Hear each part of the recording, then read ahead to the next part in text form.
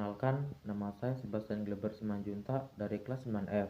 Di sini, saya akan membuat tugas video praktek IPS tentang Indonesia dari masa kemerdekaan hingga masa reformasi dengan materi masa demokrasi parlementer. Demokrasi parlementer di Indonesia pernah dilakukan pada periode 1945 hingga 1959. Demokrasi ini diterapkan berdasarkan Undang-Undang Dasar 1950. Adapun sistem parlementer secara umum menekankan adanya hubungan yang erat antara lembaga eksekutif dan legislatif.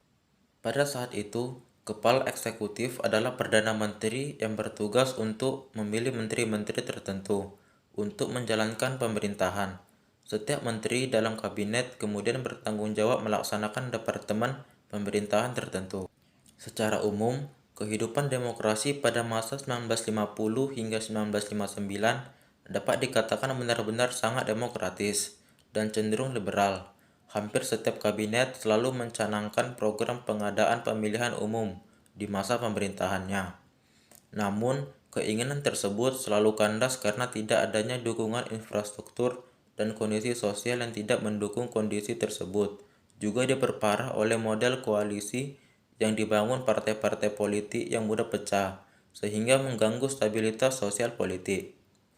Pada periode itu juga pernah dilaksanakan pemilu pertama pada tanggal 2 September 1995. Hal tersebut menunjukkan bahwa terdapat jarak waktu sekitar 10 tahun sejak bangsa Indonesia merdeka.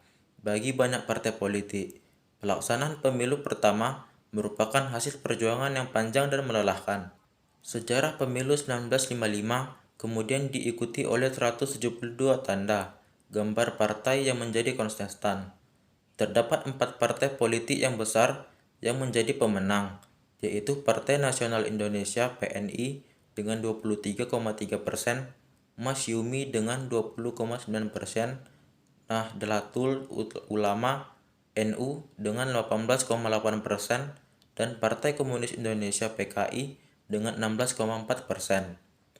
Dikutip dari buku Pendidikan Pancasila dan Kewarganegaraan Ani Sri Rahayu, kondisi sosial politik yang sangat rentan konflik akibat fragmentasi kekuatan-kekuatan politik yang kemudian menyebabkan Presiden Soekarno mengeluarkan dekret presiden pada tanggal 5 Juli 1959.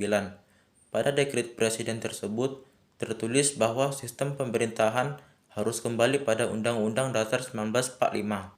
Sepanjang periode 1945 hingga 1966, tampak demokrasi di Indonesia dipraktikkan dengan menonjolkan peranan pertemuan dan partai-partai.